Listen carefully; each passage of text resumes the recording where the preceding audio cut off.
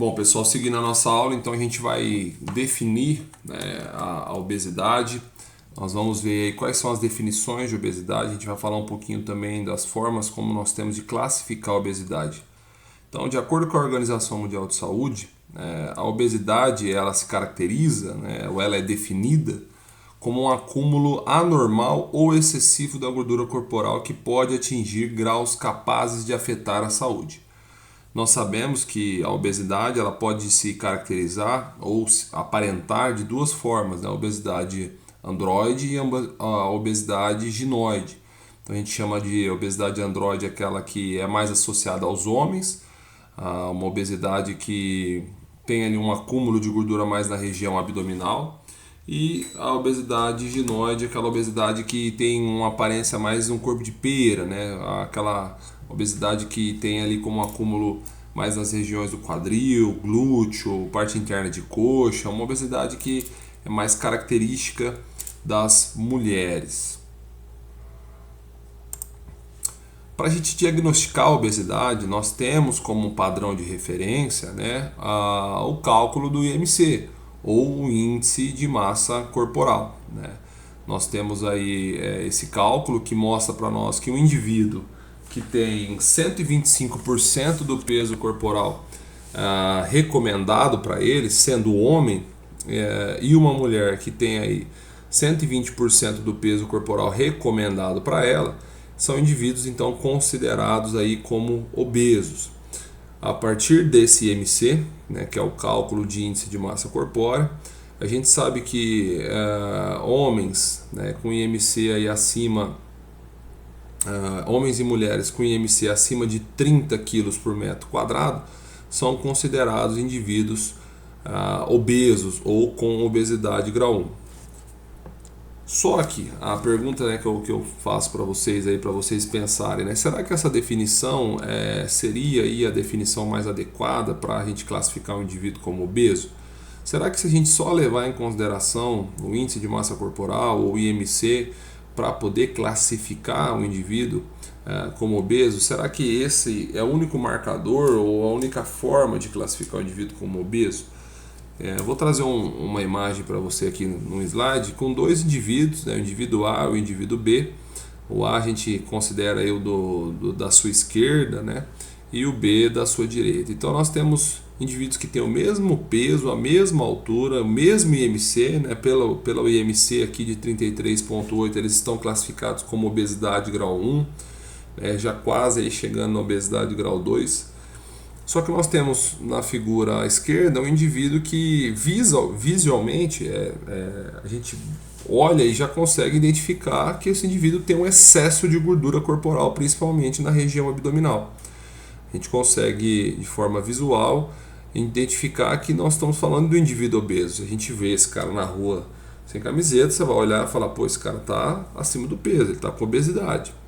Quando a gente faz o percentual de gordura, ou a avaliação, né, de percentual de gordura a partir de um método indireto, geralmente a gente usa uma metodologia indireta, né, ou percentual de gordura por adipometria, usa-se aquele adipômetro para poder mensurar as dobras cutâneas, né, as dobras de gordura subcutânea, e aí utiliza-se um protocolo de cálculo para poder achar a densidade corporal e depois disso a composição corporal desse indivíduo. A gente chega a valor de 27% do peso corporal desse cara, dos 115 quilos que ele tem, 27% dele é gordura, o que classifica já ele como um indivíduo obeso pelo percentual de gordura. Já o indivíduo B, que é o indivíduo da nossa direita aí, então nós temos um cara que visivelmente a percepção que nós temos é que ele é um cara forte.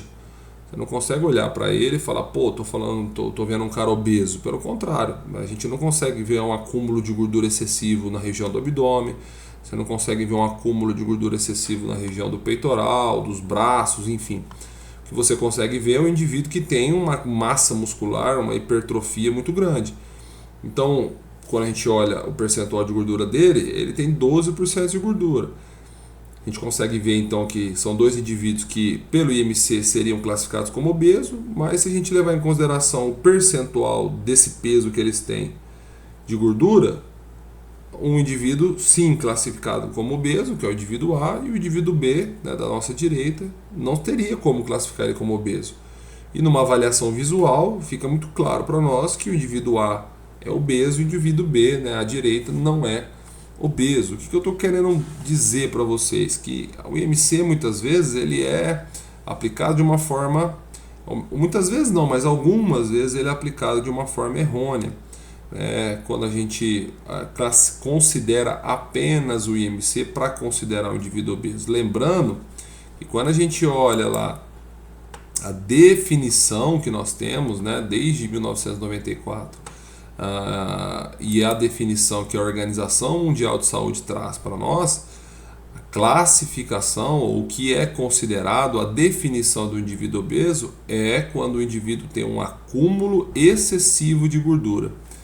Então não adianta apenas ter o sobrepeso ou o peso acima, né, do que é considerado em relação à altura, mas ele precisa também, além de ter o peso excessivo, ele precisa ter um acúmulo de gordura excessivo, senão não tem como classificar ou considerar esse cara como obeso, que é o caso desse indivíduo aparentemente forte aqui, ou melhor dizendo, forte na imagem, né? Então o que a gente leva em consideração também para definir uma pessoa como obesa? A gente vai levar em consideração a quantidade de gordura corporal.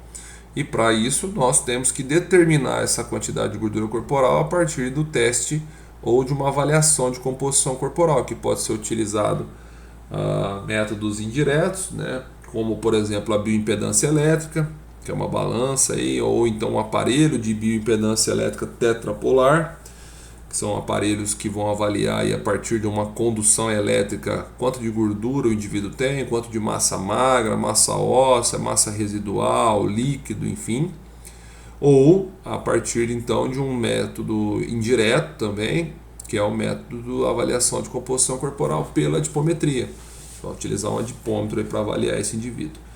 E como que, ou qual os valores que fazem com que a gente consiga classificar homens e mulheres como obesos. Então, se a mulher tiver igual ou mais do que 30% de gordura corporal, ela é considerada uma mulher obesa, mesmo se o IMC dela não der um IMC de 30.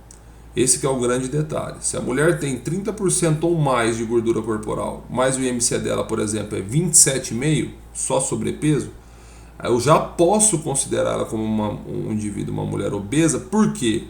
Porque ela tem um acúmulo excessivo, uma quantidade excessiva de gordura corporal total. Ela tem o que nós chamamos de obesidade sarcopênica. Uma pessoa que você olha para ela e acha que ela está magra. É aquele falso magro. Você olha para a pessoa e fala, pô, essa pessoa está magra, mas na verdade, quando a gente avalia o percentual de gordura, o que a gente tem é que essa pessoa não está magra. Ela aparenta ser magra, aparenta, né, ter baixo um peso adequado, mas tem um acúmulo excessivo de gordura. Tem muita gordura corporal, tem pouca massa muscular. Já os homens, se ele tiver igual ou maior do que 25% de gordura, ele é considerado como um indivíduo obeso, tá? Então, algumas coisas que estão relacionadas a isso, geralmente, né, indivíduos que estão com esses percentuais de gordura têm aí circunferência abdominal aumentada, ou não, alguns casos não, mas geralmente sim. Geralmente, pessoas que estão com um percentual de gordura nesses valores estão aí pelo menos com sobrepeso, tá? Apesar que existe alguns casos de mulheres onde você faz a avaliação e elas estão aí com peso até adequado, próximo ali de sobrepeso, mas já estão com obesidade sarcopênica, né, com obesidade por conta do percentual de gordura. E geralmente também aí uma percepção visual, né? Você consegue aí já visualmente ter uma noção de que essa pessoa tem aí um acúmulo de gordura excessivo, e isso é comprovado a partir do teste aí do IMC, tá? Eu trouxe para vocês aqui um gráfico, né, que mostra o quanto que o IMC, porque é interessante, né, ressaltar o seguinte. Então, eu tenho que desconsiderar o IMC agora, professor. Então, o IMC já não é mais um valor, uma forma de diagnosticar a obesidade aceitável. Não, ela deve ser utilizado dentro do consultório ali, né, dentro da UBS, você precisa utilizar o IMC como um fator de uma avaliação para definir a obesidade. O IMC é um marcador epidemiológico, é um marcador estatístico, né? É a partir do IMC que a gente consegue ter esses dados numéricos do avanço de acúmulo ou de excesso de peso da população. Existem estudos, e esse aqui é um gráfico de um deles, que mostra aí qual é a oscilação da taxa de mortalidade ou qual a relação da taxa de mortalidade com o IMC. Então a gente sabe aqui que IMC de 16 a 25, 26, 26,5, quer dizer, um pouquinho mais do que sobrepeso aqui ainda, pessoas que têm esse IMC, ele tem um baixo risco de mortalidade. Pessoas com IMC aí de 27, 28 até 34, né, 35, um risco médio. Então nós estamos falando de indivíduos obesos com obesidade grau 1. E já indivíduos aqui com obesidade grau 2, o risco é aumentado. Então o IMC tem sim uma relação e um peso muito grande com a taxa de mortalidade.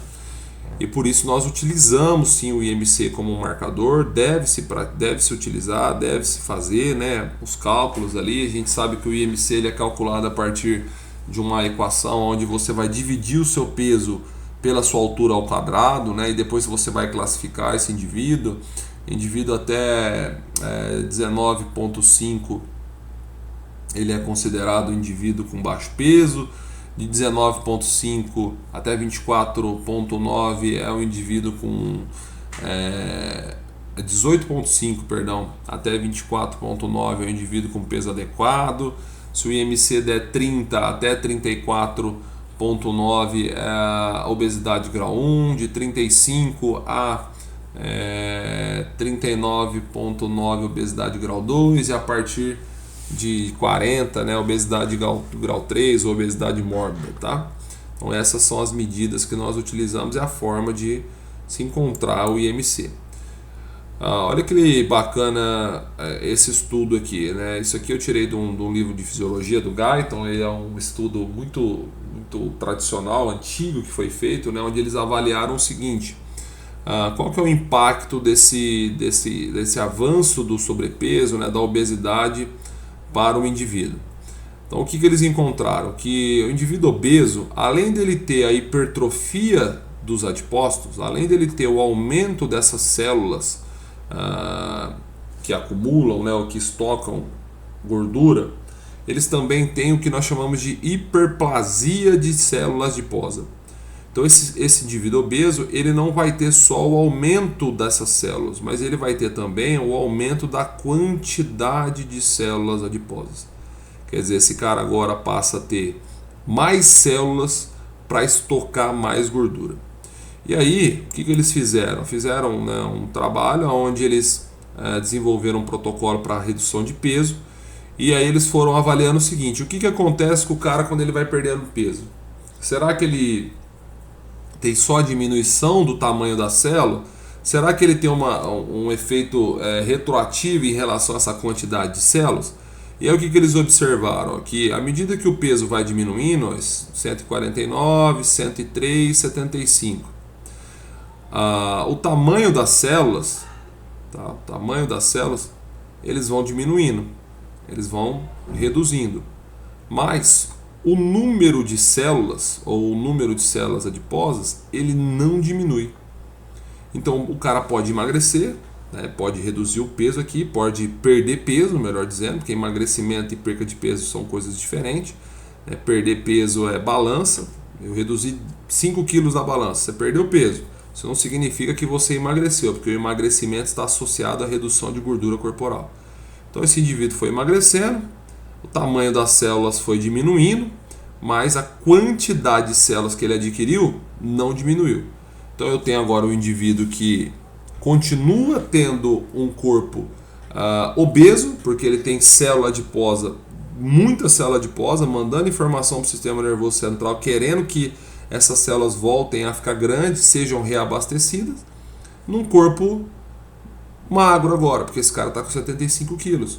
Quer dizer, esse cara vai ter aí uma chance de voltar a ganhar peso muito grande, que é justamente o que a gente consegue observar aí com indivíduos que perdem peso muito rápido, por exemplo. Por quê? Porque o corpo ainda não teve um tempo para o sistema nervoso assimilar o que aconteceu e reeducar esse organismo para que ele, mesmo tendo muita célula adiposa agora, não fique recebendo informação ou mandando informação para o sistema nervoso que precisa comer, precisa comer, precisa comer. Aquela ansiedade, aquela vontade de comer, muitas vezes compulsiva. Então, o indivíduo obeso, ele vai ser aí um indivíduo, por mais que ele perca peso, ele vai ser sempre um indivíduo obeso. Lá dentro ele vai ser sempre um indivíduo obeso, ele vai ter que se cuidar para o resto da vida. Então a gente sabe que essa hiperplasia de célula, ela existe em algumas situações da vida que ela acontece, o primeiro trimestre da gestação, o primeiro ano de vida, na fase de estiramento, ali do estirão da adolescência, mas também com o acúmulo de gordura aí, tá bom? Então vamos lá, já que nós falamos até agora que a obesidade é uma doença multifatorial, vale então ressaltar que se eu tenho uma doença, um problema que depende de vários fatores, eu não posso achar que eu consigo tratar da obesidade de forma isolada. Ela é uma doença multifatorial que precisa de uma equipe multidisciplinar. Então eu preciso entender que para o tratamento da obesidade hoje existe o papel do médico, existe o papel do educador físico, existe o papel do nutricionista, existe o papel do psicólogo e muitas vezes até do fisioterapeuta. Então o psicólogo muitas vezes vai ter que ter aí um trabalho para mudar realmente a cabeça desse indivíduo.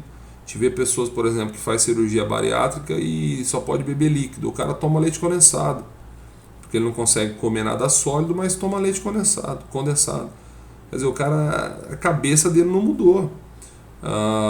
Então eu preciso muitas vezes de um tratamento psicológico, ou talvez até psiquiátrico, tomar uma medicação realmente aí para tentar diminuir o estresse, ansiedade, compulsão alimentar, enfim. Então o médico entra aí para fazer a regulação hormonal, para tentar adequar esse organismo para que ele possa entender que ele tem que metabolizar essa gordura, que ele não precisa estocar toda essa gordura, trazer para esse indivíduo muitas vezes aí medicações que vão controlar a sua ansiedade, o seu apetite em algumas situações, tá? Então o médico tem um papel extremamente importante. A gente tem aí o efeito, por exemplo, do hipotiroidismo, que desregula o metabolismo, faz com que a pessoa tenha um metabolismo mais baixo, e o médico entra com a sua ação, com o seu tratamento. O educador físico, que é fundamental para esse processo, porque a gente falou lá atrás que precisa aumentar o gasto calórico, e quem vai fazer isso é o educador físico a partir do exercício. Eu vou falar um pouco com vocês algumas diretrizes em relação ao treinamento para o indivíduo obeso. Nós temos o nutricionista, que é extremamente importante nesse processo, que vai organizar a alimentação, a rotina alimentar, vai tentar aí organizar um protocolo de prescrição de dieta que esse indivíduo vá conseguir fazer, que seja aí um protocolo que ele consiga fazer, porque não adianta também pegar um protocolo rigoroso, essas loucuras que tem hoje em dia aí que o cara não consegue fazer. E o fisioterapeuta, que muitas vezes vai ter a sua ação aí justamente para poder preparar esse indivíduo obeso para que ele consiga fazer os exercícios físicos. Muitas vezes o obeso já tem aí lesões de joelho, quadril, tornozelo, coluna, decorrentes do seu excesso de peso. E aí é o fisioterapeuta que vai trabalhar com esse indivíduo para que depois ele possa então tirar aí ou diminuir os processos inflamatórios, as lesões, as LER, para que esse cara consiga depois treinar, fazer os seus exercícios. Muitas vezes o fisioterapeuta também tem que fazer um trabalho aí para melhorar o retorno venoso, para melhorar a circulação desses indivíduos. Então todas essas profissões têm o seu papel. A obesidade não é tratada de forma isolada. O educador físico, por conta do exercício, muitas vezes acredita que só eu consigo. Eu me viro, pego o cara obeso lá, faço exercício com ele e aumento o gasto calórico, dá umas orientaçõezinhas lá para ele comer e não comer e vai emagrecer. Ele pode até emagrecer um pouco, pode até reduzir um pouco o seu peso, mas será que isso vai gerar um impacto realmente para mudar o hábito de vida desse cara e gerar um emagrecimento que faça com que ele mude de vida mesmo? Então a gente sabe que, né, nessa balança aqui, onde a gente consegue aí, mensurar algumas estratégias e intervenções, né, para quem quer perder peso, né? Então mudança de peso é igual ingesta total de energia menor que o dispêndio total de energia. Então mudança do peso vai ser igual ingerir menos energia do que gasta. Tá? Então nós temos aqui o gasto energético, né, que a gente tem o efeito térmico dos alimentos, atividade física, o metabolismo de repouso. E quando a gente fala de influxo de energia, né, nós temos aí as proteínas, lipídios, carboidratos, que são aí a base dos macronutrientes que nós ingerimos durante a nossa alimentação aí. Então, quando a gente fala de estratégias, o que nós temos aí, né? Algumas estratégias medicamentosas, né? Drogas que vão controlar o apetite, vão acelerar o metabolismo, né? Aumentando a termogênese. Alguns suplementos que possam aí, alguns alimentos que possam, e também alguns medicamentos que podem melhorar ou aumentar o metabolismo de repouso. Nós temos as intervenções cirúrgicas e as de terapia comportamentais, que aí entra a questão da reeducação alimentar e a reeducação no que diz respeito à atividade física, tá? Eu trouxe um slide aqui só para vocês verem, né, que nós temos um programa no Ministério da Saúde, a Academia da Saúde. A gente aborda mais esse programa no módulo de promoção da saúde, onde a gente entra realmente, porque é um módulo que esse projeto, né, a Academia da Saúde, ele do Ministério da Saúde, é voltado justamente para a promoção da saúde. Ele não é voltado único e exclusivamente para o combate da obesidade, mas para a promoção da saúde em geral. Então ele abrange vários aspectos, não é só o exercício, mas também tem o exercício. Então por isso que eu trouxe para vocês, caso vocês não conheçam, é um programa que funciona aí próximo das UBS, né? Tem os programas de similaridades, que são programas que não são a Academia da Saúde, mas são similares. Vocês já devem ter visto aí algum desses programas, tá ok? Então eu vou encerrar esse vídeo aqui agora para não ficar muito longo, e depois eu venho com o último agora para a gente finalizar o conteúdo da nossa aula, ok?